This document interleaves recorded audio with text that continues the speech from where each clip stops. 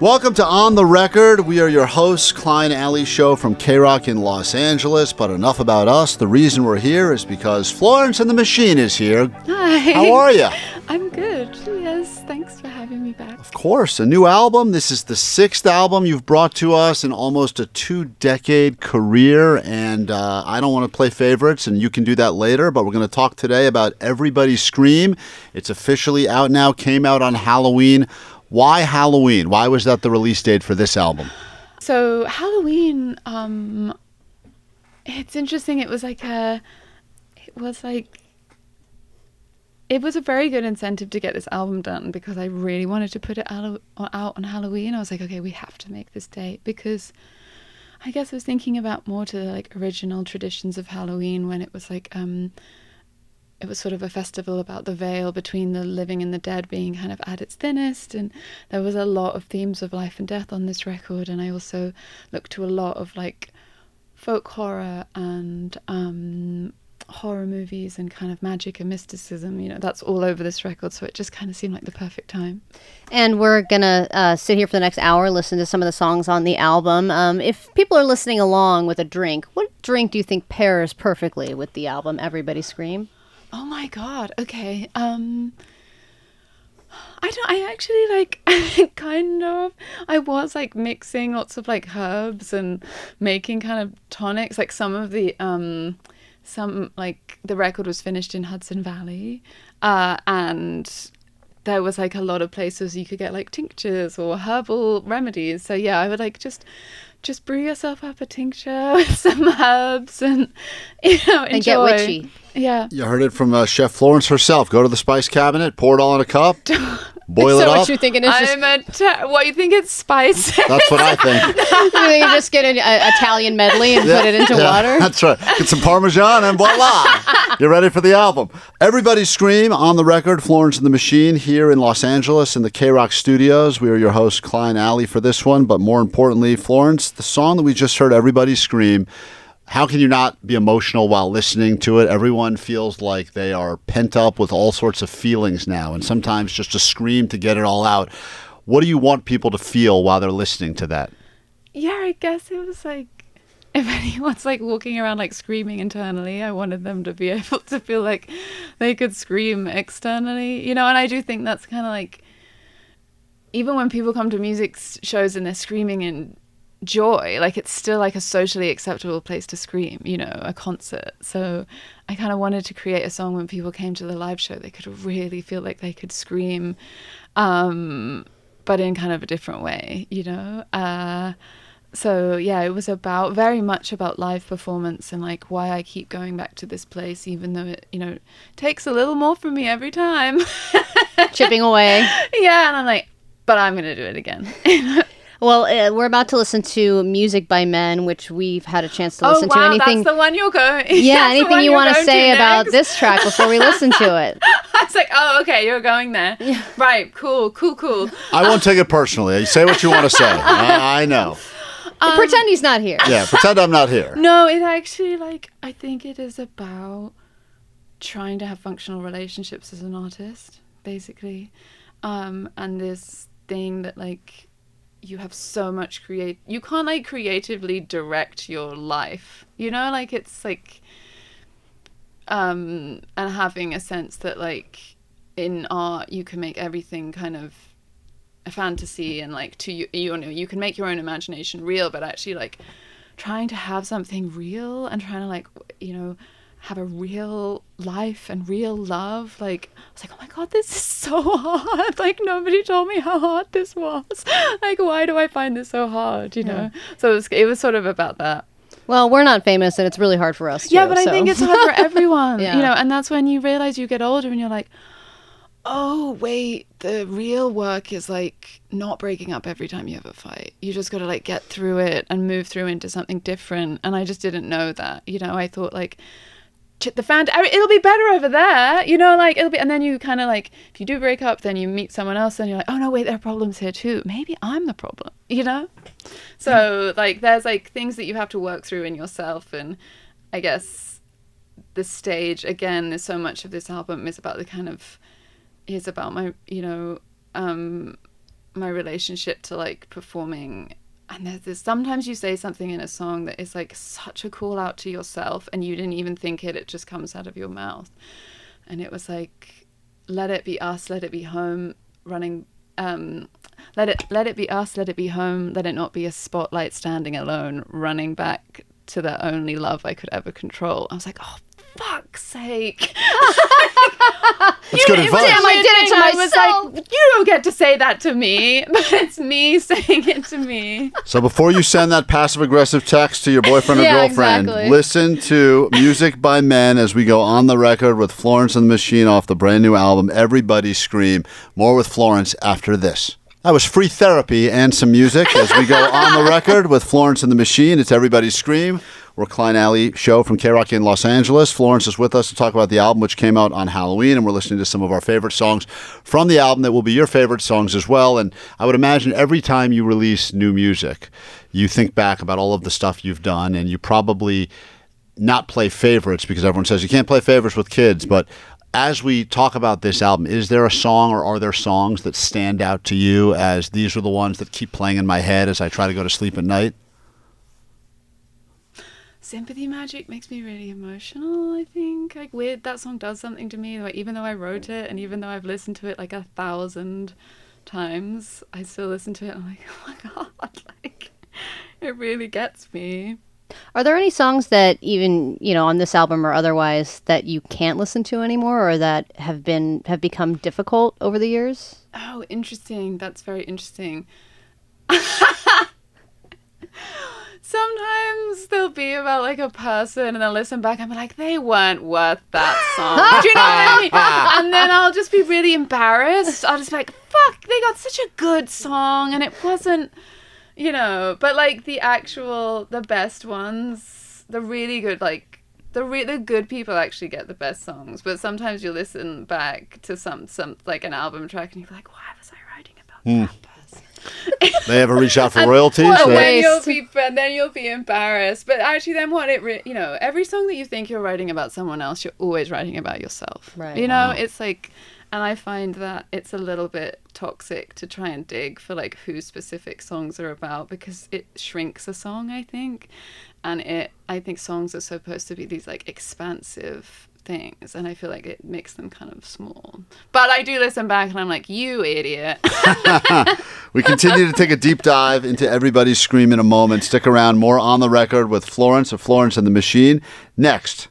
It's On the Record. It's Klein Alley Show from K-Rock. We're sitting here with Florence from Florence and the Machine, talking about the new album, Everybody Scream, listening to some of our favorite songs. And as someone who's seen you perform, Florence, you have one of the most solid witch dances I've ever seen. We're about to listen to Witch Dance. What is the key to having a solid witch dance? You gotta have it comes from like, we were trying to do like a hag breath, like crone breath, and that's the rhythm of like, that's the rhythm of the track, which is like, so it comes actually from like choreographed breath. That's the kind of like witch dance, really. You want to try that, Klein? It's a tough song if you're asthmatic. It'll be difficult to get through for sure. But I know, and I have, but yeah. So I'm very sorry, but yeah, I do, and I have like freakishly large lungs. So it's like breath work is something that I'm kind of good at. Well, if you've ever seen Florence live, you know that she puts all of herself into the performance to the point where it almost appears that she is being possessed by the music, and so much so that she's hurt herself on stage multiple times while entertaining you, but really it's because you are being kind of consumed by your songs. And it's incredible as we talk about Witch Dance, which we're going to listen to right now. This, of course, is on the record, the album Everybody Scream, officially out a few days now. Check it out as we listen to some of our favorite tracks. Time for Witch Dance. We're going on the record with Florence of Florence and the Machine, a new album out now. If you're keeping track, it's the 6th, maybe the best, and Florence will tell you that you should listen to this album outdoors. This album has an outdoor vibe. As we were listening to it, Ali, previewing before this special, I was sitting inside when I started, and by the end of the first track, Howling at the Moon? I was already outside. I was already outside watching people putting up Halloween decorations, and it felt like it was the perfect score to what was happening in my life at that time. And the question for you as we get into our next group of songs now, were you feeling in the vibe of something specific? Yeah, very much. Like it's a seasonal record. It sort of has an autumnal feeling, and there is this sense of like the weather is really present in it, and there is a feeling like, I don't know if Dance Fever was like this like Miss Havisham like cobwebbed mansion. It feels like with this album you stepped outside into the backyard, and then now you're just in the woods. So yeah, and I think there is something about, because this album is about kind of grief and loss, and there's something, I think, when you experience loss or you're grieving, there's a sense of like, I don't know, I wanted to be really near the ground. Like there was like, I need to get in the earth. Like it was almost like I wanted to be just like cover myself in the earth or something. So there was this sort of primal need to be in nature, and I think that sort of being outside while you listen to this record would be a good place to do it. Well, you've suffered physical and emotional loss over the past couple of years, and I would imagine that songwriting is a way to heal through that. But do you feel like a person is ever truly healed, even if you are writing about and processing your experiences through song? Yeah, there's a line in Perfume and Milk, which was written in Hudson Valley with Aaron Dessner, and it was like I was finishing up the album and spring was kind of emerging, and but it was April, so it was like this strange period when it gets kind of warm and you see these green shoots and suddenly everything's covered in snow, especially in the Hudson Valley. And I was thinking about that as a kind of metaphor for healing, which is what I found. It was that like, oh my God, okay, I'm getting better, like things feel better, and suddenly you would just be like hit by something. And there's a line that was like, healing is slow, it comes and it goes, a glimpse of the sun, then a flurry of snow. And I was sort of looking back at the last couple of years and looking back at the album that I'd made and thinking about kind of healing itself. And yeah, that it's just not linear. We are, of course, with Florence and the Machine talking about Everybody Scream. This is Buckle. We are on the record, your host, Klein Alley Show from K-Rock in Los Angeles, as we are listening to the new album, Everybody Scream. You just heard Kraken. Before that was Buckle. And we put this order together based on the songs that we really vibed with off the new album. But in a weird way, as we were listening to that, you said that was your intention? Those two songs went together? Yeah, those two songs were always a pair. I always thought you should listen to Buckle, then Kraken. So it's funny that you did that naturally. So I guess it worked. Wow. Is Buckle the love song of the album? Or are there no love songs? Or is every song a love song in a way? So what I would say is like Buckle is, there's so much on this album wrestles with what it is to have almost like the hugeness of this gift of performance and of like getting kind of everything I ever dreamed of as a child was just to be a singer and a performer and getting to do that.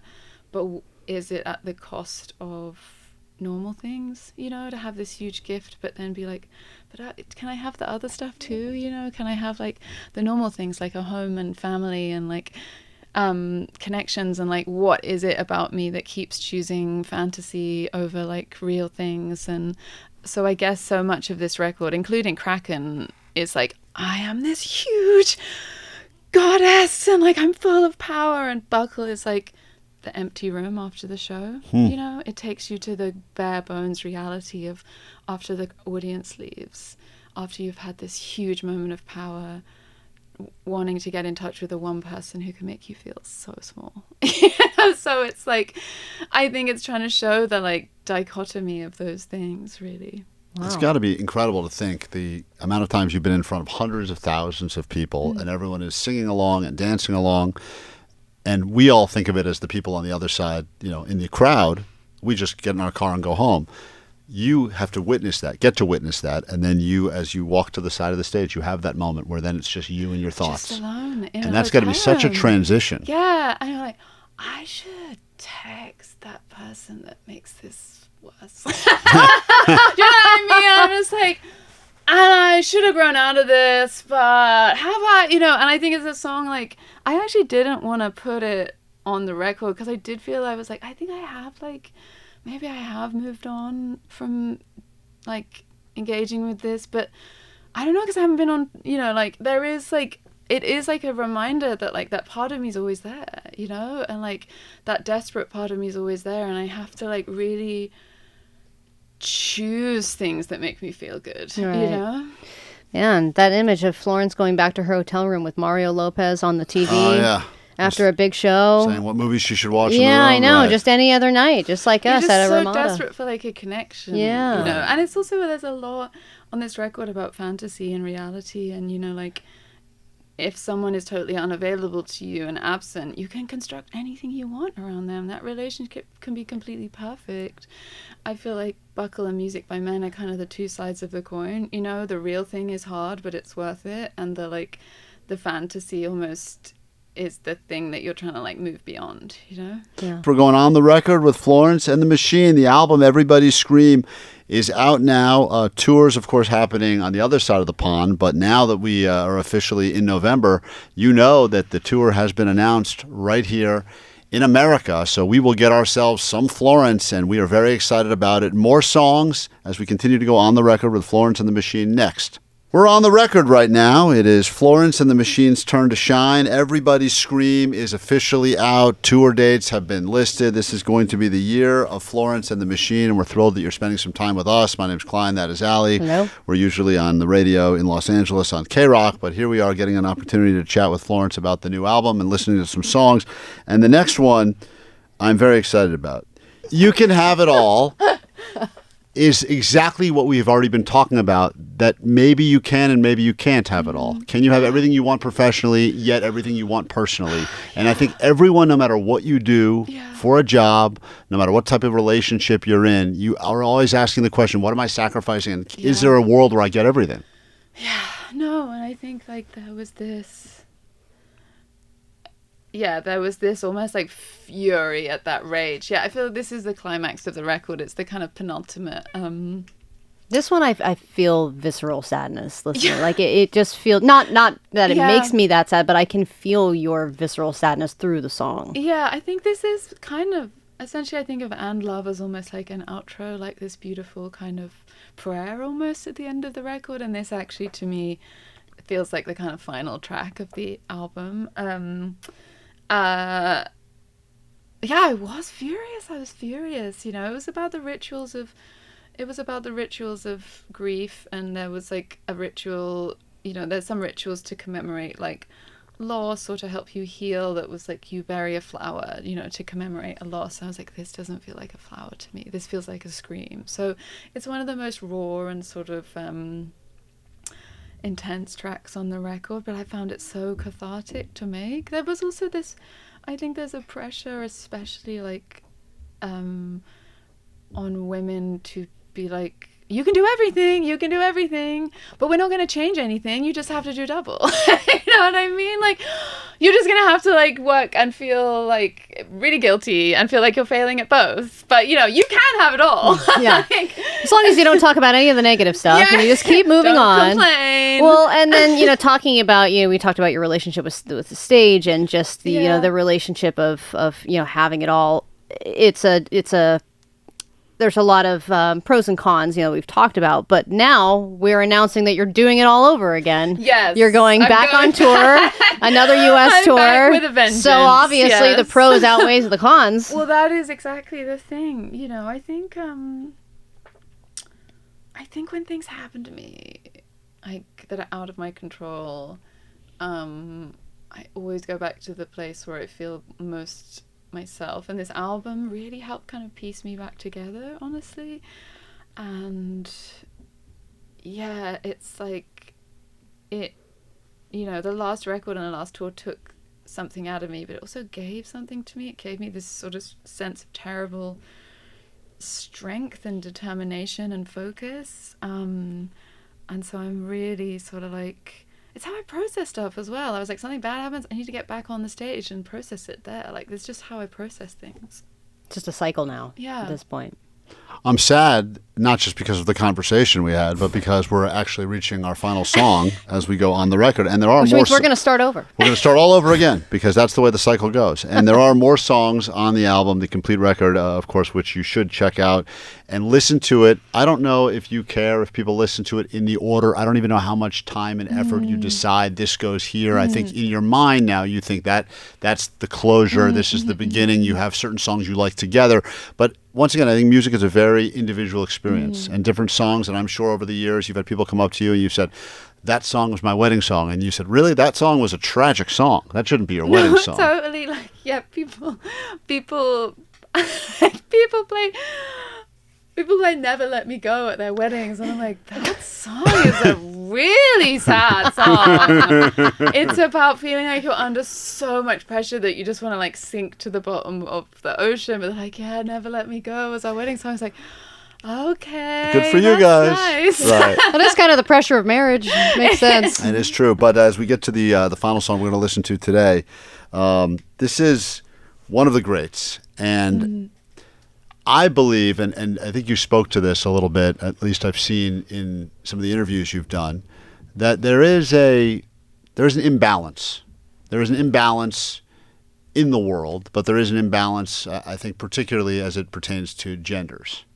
And one of the things that I will say as a man, because I'm a man, is that I will listen. I don't like it. I don't forgive you. but I would like to apologize because Allie will sometimes put me in my place, and the two of us will get into it, and she'll say, "You don't even realize, because you're a good guy trying to be a good guy, that there is this built-up imbalance that has been there from the very beginning of time, and some of the stuff that you don't even realize that you are doing is contributing to it, or at least furthering it." And I am so appreciative when Allie and I have those conversations because it allows me to try. And I'm a guy surrounded by a wife and daughters and two sisters, and all my life it's just estrogen from all sides of me.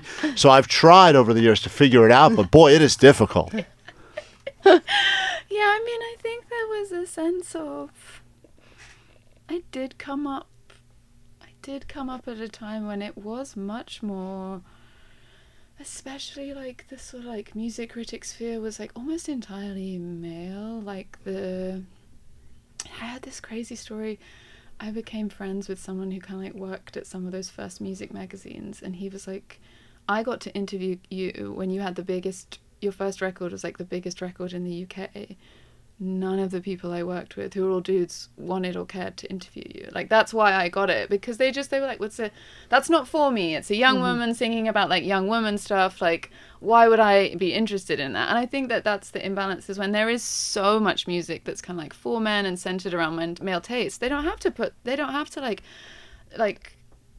they have the option to not bother to like try and take themselves out of their own experience, you know? And I think actually that is changing, and like, one of the most, but I think this song, like one of the greats, kind of came out of sort of realizing that it wasn't about me. You think like when you're young and people are kind of, especially for young women, and I only realize now because I've seen it over and over again happening to like generations and generations of like young female artists, is this pedestalizing you when you're so young. You're just like a baby, and like you are blasted everywhere, you're in everyone's faces, and then everyone tells you you're terrible and they hate you, you know, and you're so young. Yeah. And there's a cycle of press. I think the thing that breaks my heart now is like it stopped happening. The press now just feeds off social media. Do you know what I mean? So it's like the cycles have just got faster for artists. And I'm like, oh my God, if I had that, like I just about survived it just being the press.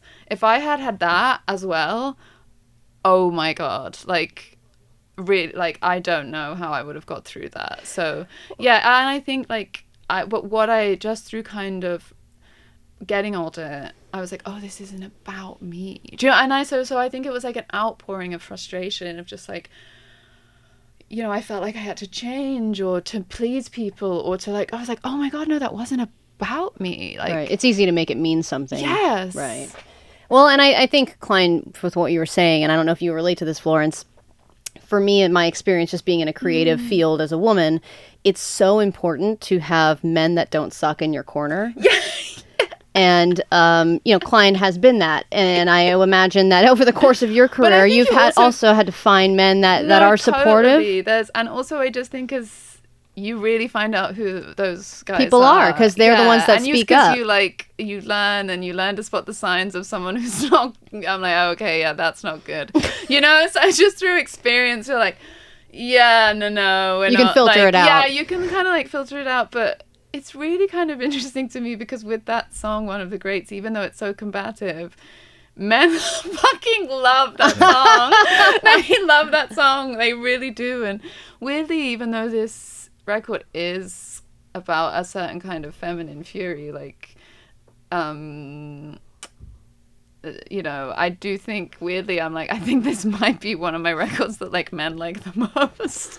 I think they're going to think it's about Tom Brady. They're going to think the song. Yeah, he is. He's the GOAT. Yes, Florence, you got it right this time. I was like, oh my god, no! Like loads of dudes gonna be so angry with me about that song, and they're like, no, dudes are gonna love this song. And they did. Yeah, wow, what do you know? It was surprised As a dude, I will say it's a great song, and it's a fitting way to end the chat as we go on the record. Florence the Machine, you are one of the greats. Thank you for allowing us to spend some time with you as we listen to the album. And this is One of the Greats. Enjoy it, and thank you once again. U.S. tour announced.